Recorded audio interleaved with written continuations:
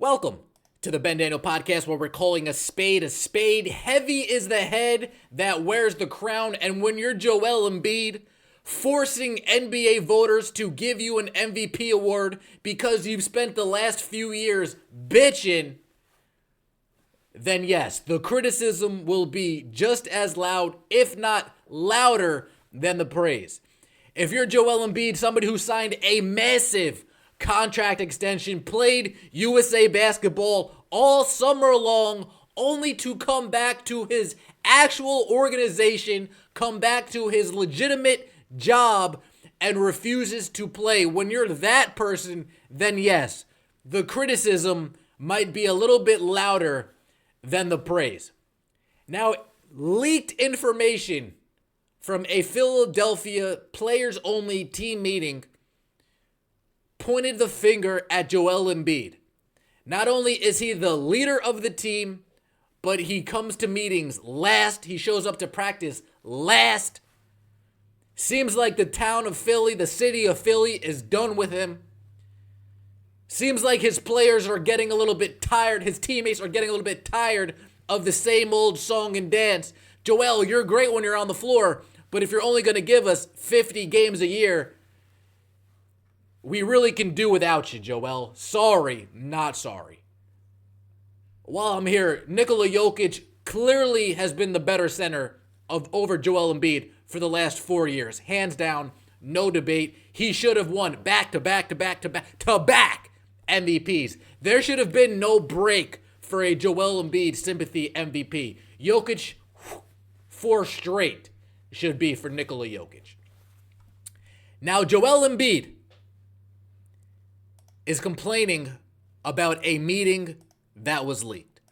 And in case you guys aren't aware of the details around that meeting, let's take a listen. Well, in the meeting, Maxey challenged Embiid to be on time to team activities, calling out the former league MVP about being late for, quote, everything and how it impacts the locker room from other players to the coaching staff. Late for everything? Joining us live Come on, now Joel. from the Shy. Shams, good morning. Cheers. Thank you so much for being with us. I want to dive right into this. What more can you tell us about what happened in Philly? Tyrese Maxey gave that message and challenged Joel Embiid about the impact that being tardy, being late to team activities, what it has on the rest of the locker room, what it has on the coaching staff, and the trickle-down effect.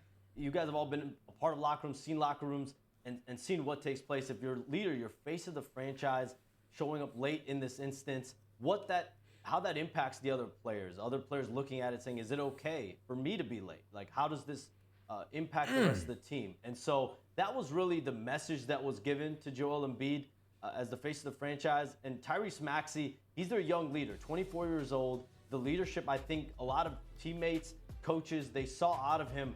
This was really born out of the fact that both of these guys do have a great relationship. That is important context to add here. Joel Embiid is someone that's taken Tyrese Maxey under his wing. Just a few years ago, it was Joel Embiid telling Tyrese Maxey, we need you to be more aggressive. We need you to score more. Now, all these years later, it's Tyrese Maxey challenging Joel Embiid, going into that equity that they've built in as teammates over the last few years to put this message, because he knows this can't be the case for this team.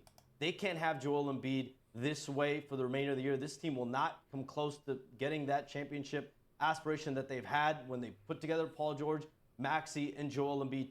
2-11 start to the season. They need Joel Embiid to be engaged, for him to play at a high level.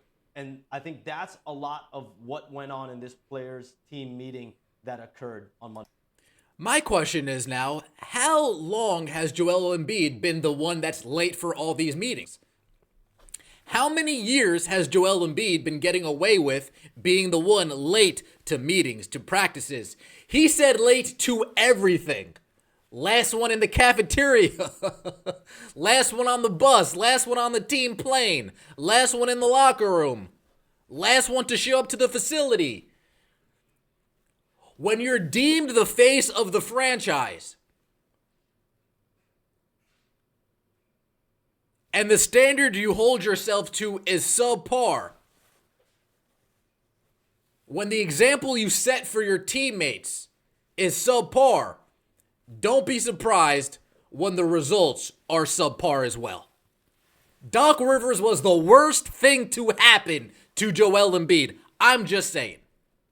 I am just saying.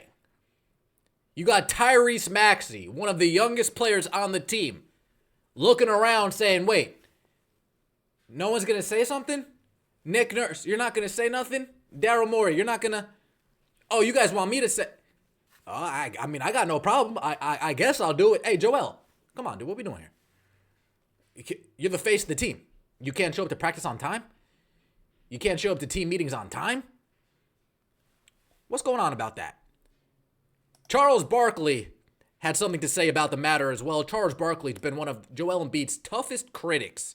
Not only this year, since he's been in the league, tired of seeing Joel soft Embiid be soft, miss games, load manage, not assert himself, so on and so forth. Let's hear what Charles Barkley had to say. In the words of my Sixers, the ship be sinking. It's sunk. The ship is sunk. It's the Titanic. It is over for my Sixers, unfortunately. So they're not the third best team? Who?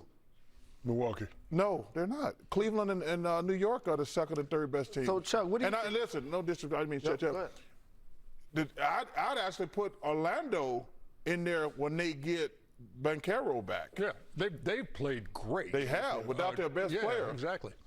Chuck, what do you think about what's happening with Embiid right now with the Sixers?